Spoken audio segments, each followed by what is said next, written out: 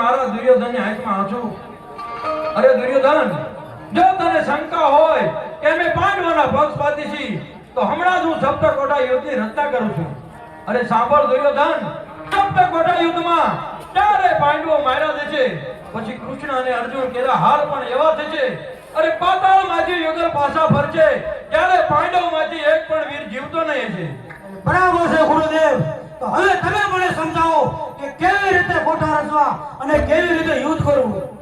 સાંભળ દુર્યોધન, પેલો રે કોટો પતાન કેરો લોવદ્રનો બીજો રે આ મંગવરે તેને રચવાના સબનો કોટો બીજો રે આ.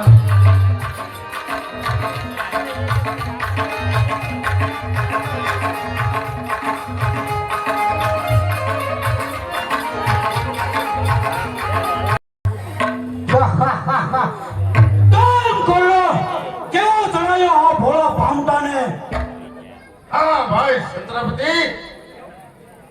તો ચાલ હવે હું પાંડવોને પત્રિકા લખી દઉં. લખી દો અને હું લઈને જાઉં.